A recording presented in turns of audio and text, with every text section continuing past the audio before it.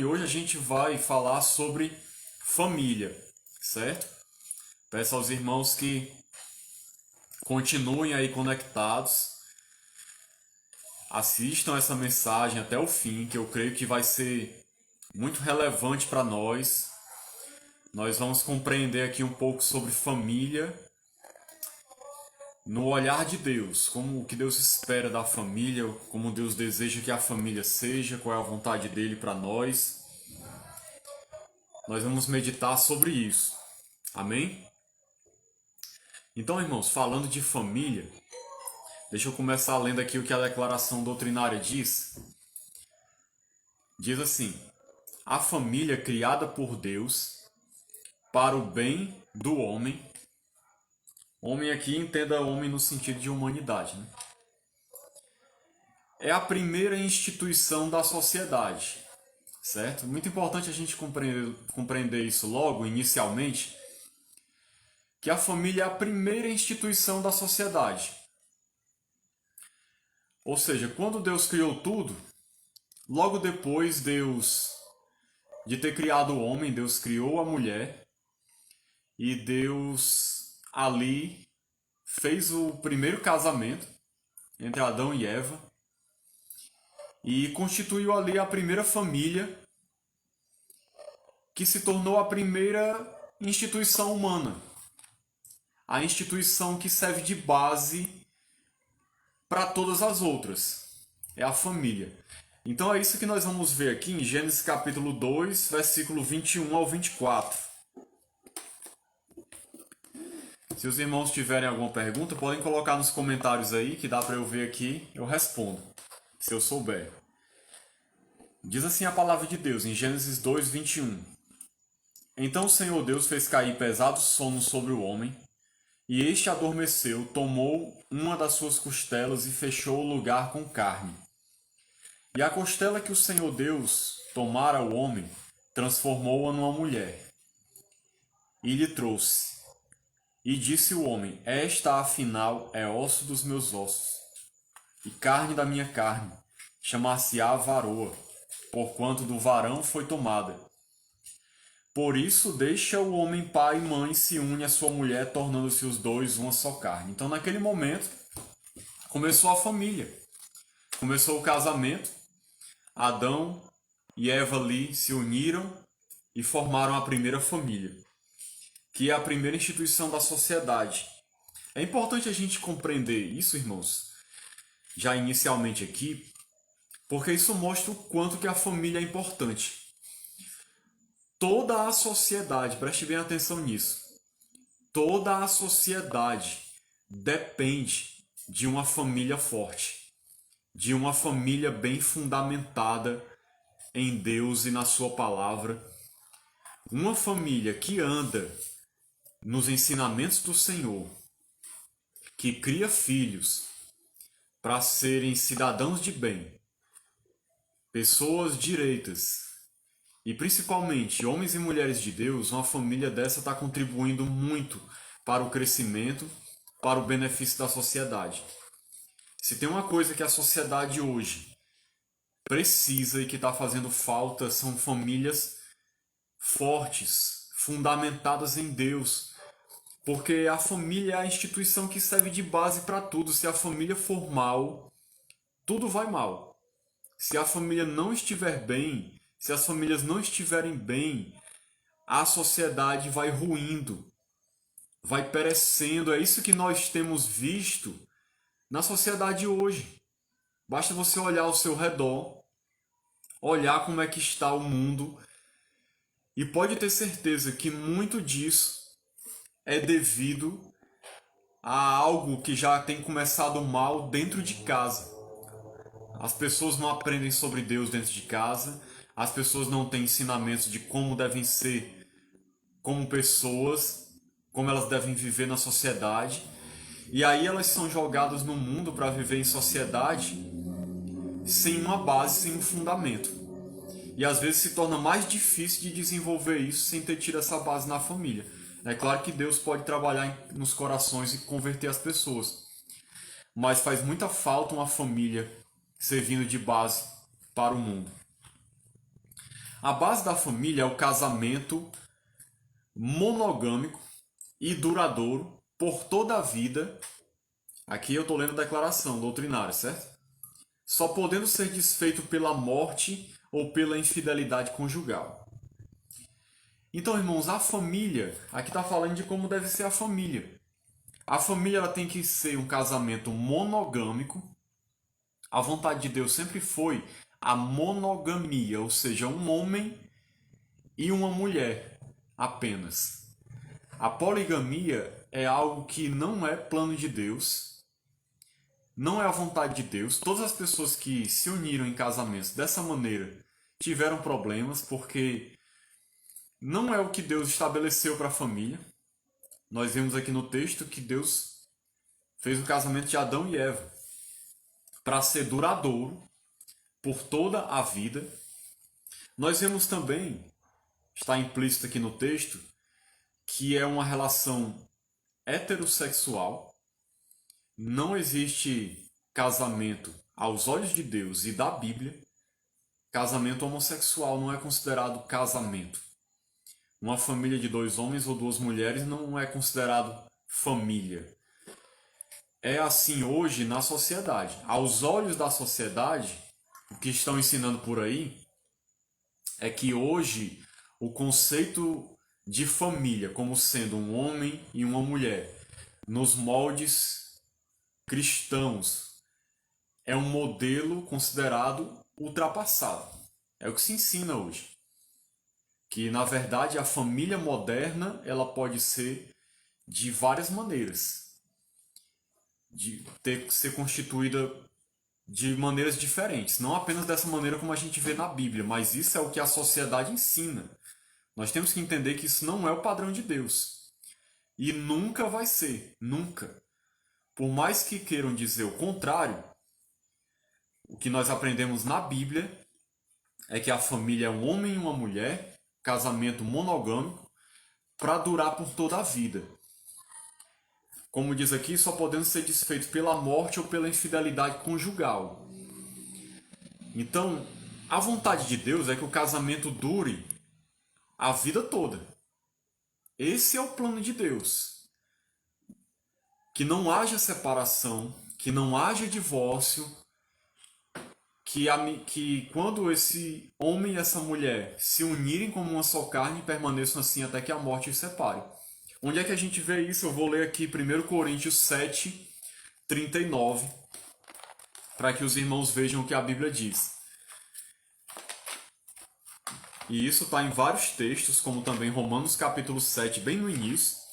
Mas eu vou ler aqui esse de 1 Coríntios 7, 39, que é bem claro, não deixa dúvidas nenhuma sobre a vontade de Deus para o casamento. Esse é o plano ideal, certo? Como deveria ser. Boa noite, irmão Jorge. 1 Coríntios 7, 39.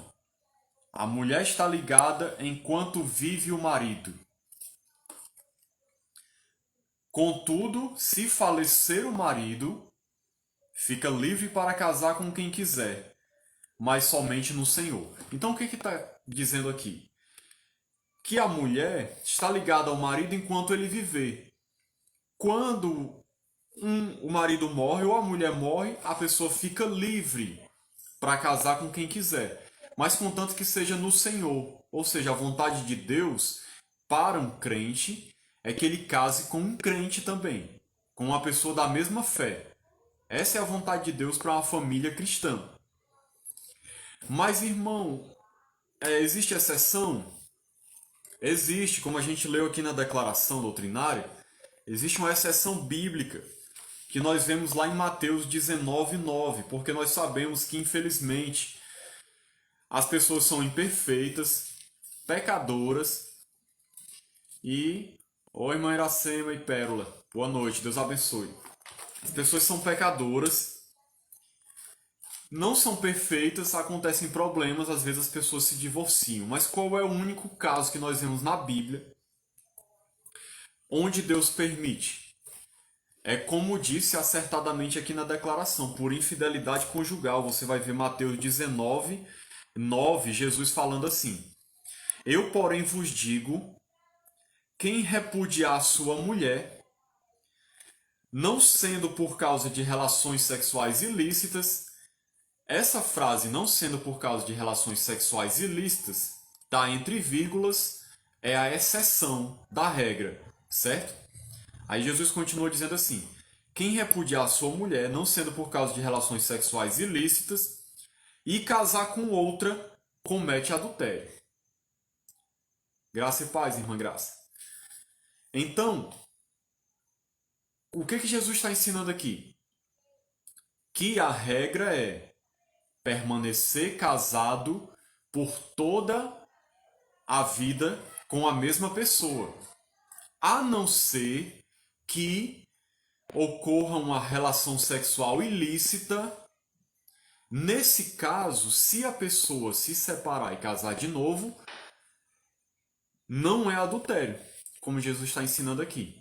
Mas não sendo nesse caso, se uma pessoa se separa e casa novamente por qualquer outro motivo que seja, por incompatibilidade de genes, porque não ama mais, porque quer uma aventura diferente, porque está apaixonado por outra pessoa, porque está achando que o cônjuge está feio, porque estão brigando muito, porque estão tendo muitos problemas. Qualquer motivo que seja, se a pessoa se separar e casar de novo, o que a palavra de Deus ensina é que ela vai estar adulterando. Mas como Jesus ensinou aqui, Jesus ensinou que em caso de relações sexuais ilícitas é permitido um novo casamento, uma separação. Ele não está ordenando que se separe, ele está criando uma permissão caso a pessoa não consiga mais conviver com a outra e queira se separar. Certo, irmãos? Então, essa é a vontade de Deus para uma família. Tudo isso que eu tenho falado até aqui é como Deus planejou que seja uma família. Uma família conforme a sua vontade, conforme o plano de Deus. Deixa eu dar uma resumida bem rápida aqui sobre como é que Deus deseja. Irmãos, a vontade de Deus para o ser humano, primeiro, eu não tinha falado isso aqui ainda, mas vou falar relacionado à família. A vontade de Deus é que a pessoa se conserve virgem para o seu marido ou para a sua esposa. Essa é a vontade de Deus. Eu não vou citar aqui os textos, mas você pode encontrar tanto no Antigo Testamento, Deus falando disso, da importância do homem e da mulher permanecerem virgens para o casamento. E no Novo Testamento também você pode ver que Paulo fala, por exemplo, que é melhor casar do que abrasar-se, porque quando você está se abrasando, ou seja, vivendo aquele namoro quente, onde as pessoas ficam pecando, caindo em tentação e acabam caindo nos desejos da carne, isso é abrasar-se, né? É estar se esquentando, o sentido é esse, nos seus sentidos, na sua sensualidade um para com o outro. Você está pecando, então Paulo diz, é melhor casar do que abrasar-se. Paulo também fala fugir da prostituição. Todo homem que se une a uma prostituta se torna um só corpo com ela. Ele ensina lá em Tessalonicenses, em Coríntios, que nós não devemos nos prostituir, devemos fugir da imoralidade, de toda lascívia, de perversão, de impureza. O que é isso tudo que Paulo está falando? Paulo está falando daquilo que era muito comum no mundo gentil, que era prostituição. Mas, irmão, prostituição não é a pessoa ir lá para a esquina e ficar fazendo ponto, seja um homem ou uma mulher vendendo o seu corpo. Não necessariamente. Na Bíblia, prostituição é toda vez que uma pessoa tem uma relação sexual ilícita, ela está se prostituindo. E o que é uma relação sexual ilícita, irmão? Pode ser um adultério, pode ser uma fornicação, que fornicação que fala na Bíblia também é relação sexual antes do casamento. Pode ser um incesto, pode ser uma relação homossexual, pode ser relação com animais, ou qualquer tipo de relação sexual ilícita. Isso é se prostituir. é quando você está usando o seu corpo de uma maneira que não foi o propósito de Deus.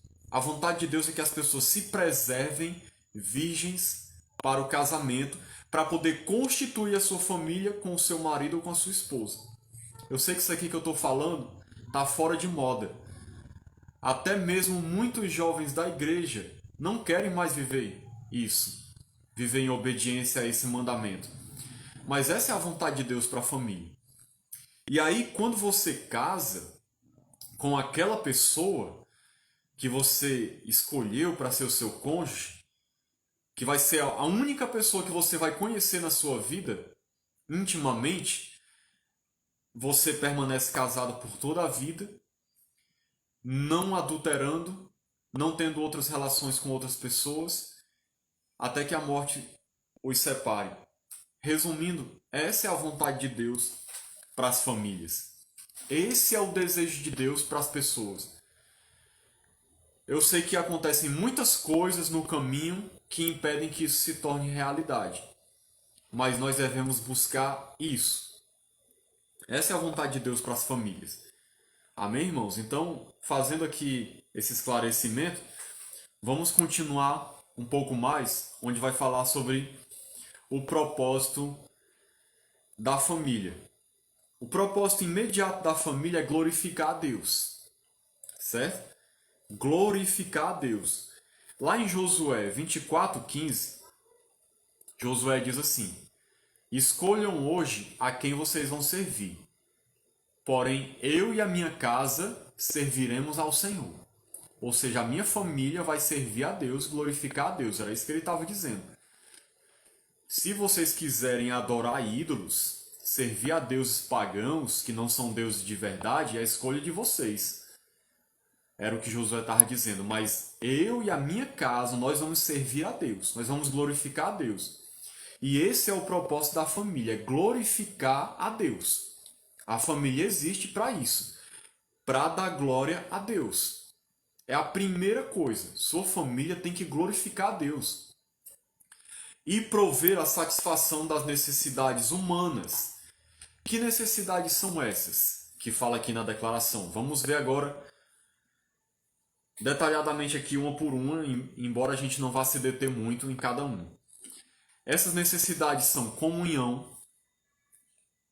Comunhão, ele fala também de companheirismo, são sinônimos.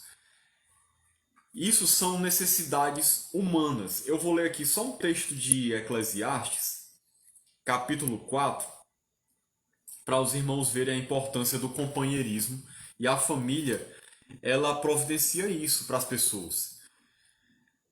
Eclesiastes 4:9 diz assim: melhor é serem dois do que um, porque tem melhor paga do seu trabalho. Porque se caírem, um levanta o companheiro. Ai, porém, do que estiver só, pois caindo não haverá quem o levante. Também se dois dormirem juntos, eles se aquentarão. Mas um só corpo como se aquentará? Se alguém quiser prevalecer contra um, os dois lhe resistirão.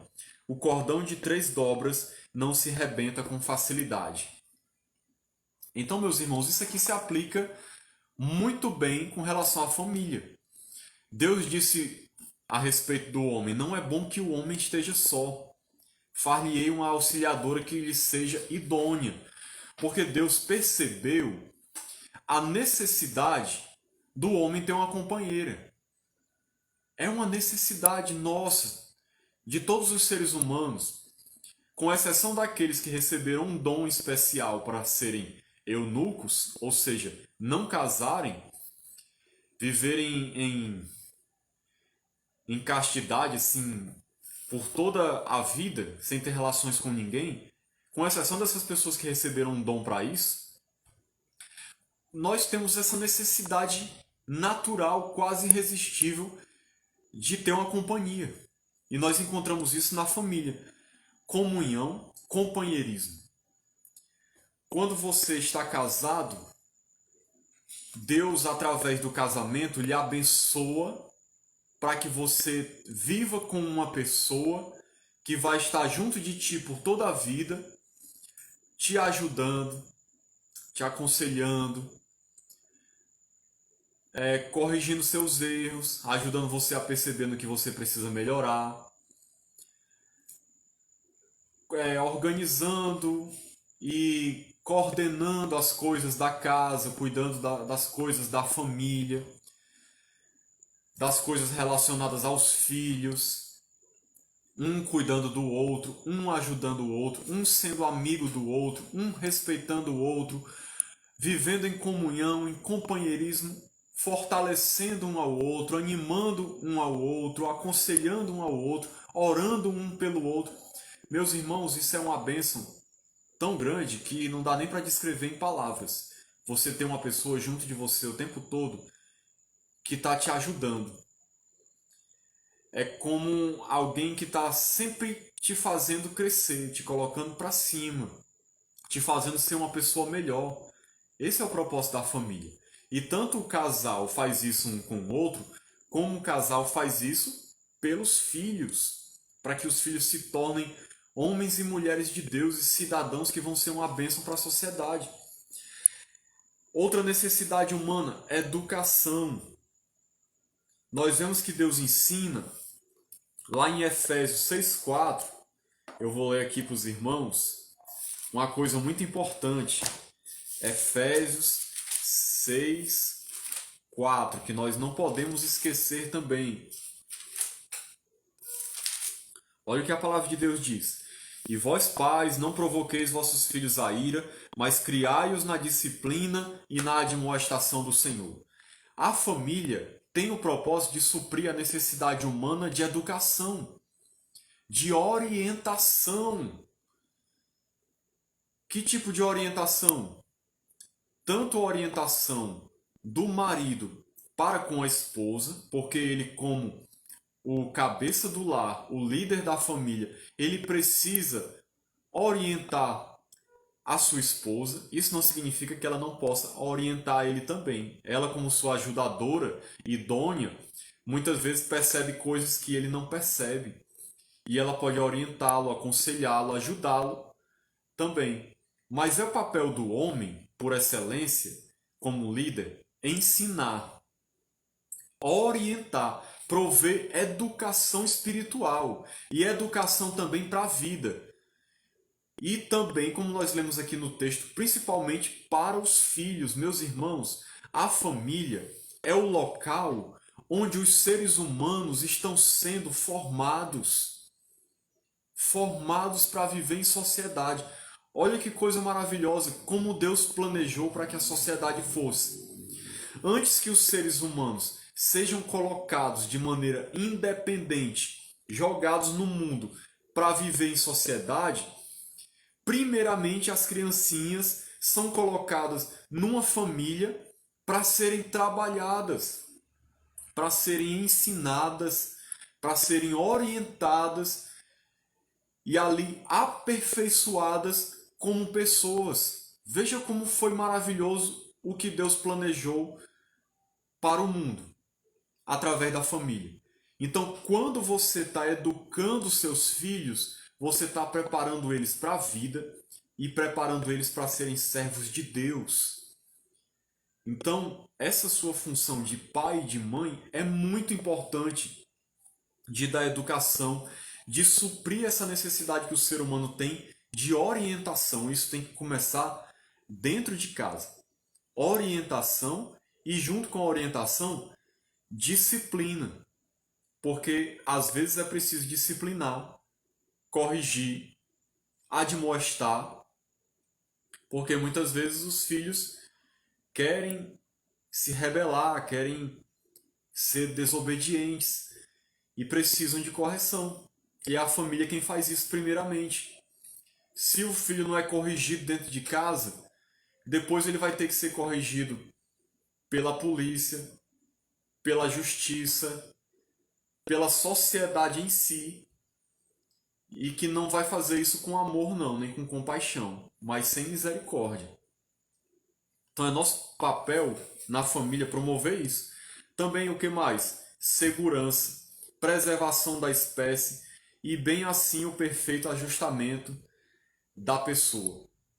Então a família ela provê segurança, para os seus, em todos os sentidos, físico, emocional e espiritual, através de todo o relacionamento familiar que existe, ela provê essa segurança para os seus membros, essa saúde emocional e espiritual, que é fundamental para as pessoas.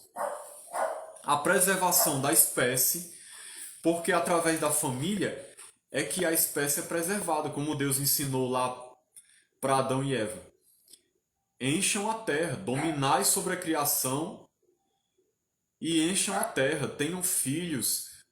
Assim a espécie vai sendo preservada através da família. Então, meus irmãos, esse é o propósito da família. Tudo isso que eu falei. Veja a importância que a família tem para a sociedade. Não esqueça disso, não despreze esse ensinamento, porque a saúde sua, do seu cônjuge, dos seus filhos, depende da gente compreender isso e praticar essas coisas. Procurar viver esses princípios dentro da família, para que a gente possa crescer uns ajudando os outros. Para finalizar, eu vou ler aqui o segundo ponto que diz assim: caída em virtude do pecado, Deus provê para ela, mediante a fé em Cristo, a bênção da salvação temporal e eterna. E quando salva, poderá cumprir seus fins temporais e promover a glória de Deus. Então a família, irmãos, infelizmente, é caída no seu sentido natural em virtude do pecado. Ou seja, a família naturalmente, assim como as pessoas, estão em pecado. A família precisa de conversão. A família precisa ter um encontro com Cristo. Isso pode não acontecer ao mesmo tempo com todos os membros da família, como nós vemos, por exemplo, lá em Atos 16, na conversão do carcereiro e da sua família, que toda a sua casa foi salva, através da pregação de Paulo. Mas a vontade de Deus é salvar as famílias, e toda a família.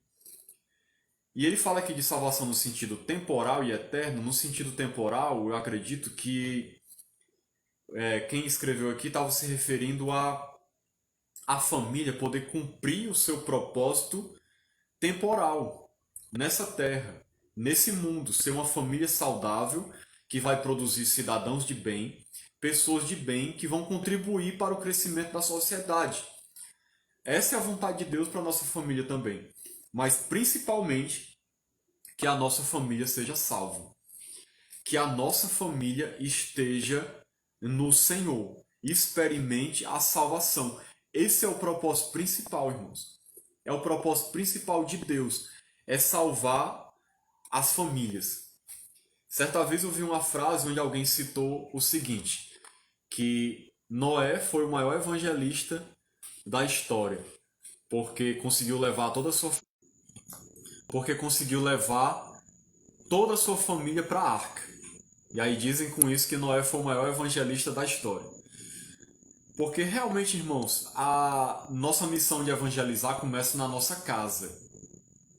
Para finalizar, eu gostaria de dizer isso. Compreenda isso, em nome de Jesus. O principal propósito de Deus é que primeiramente a salvação chegue na sua casa, na sua família.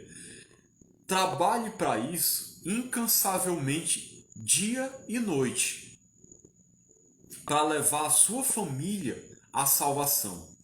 O seu cônjuge, se ele não é convertido, coloque como o propósito principal de Deus na sua vida: te usar como um instrumento para salvar a vida dele. Através de você, Deus salvar o seu cônjuge.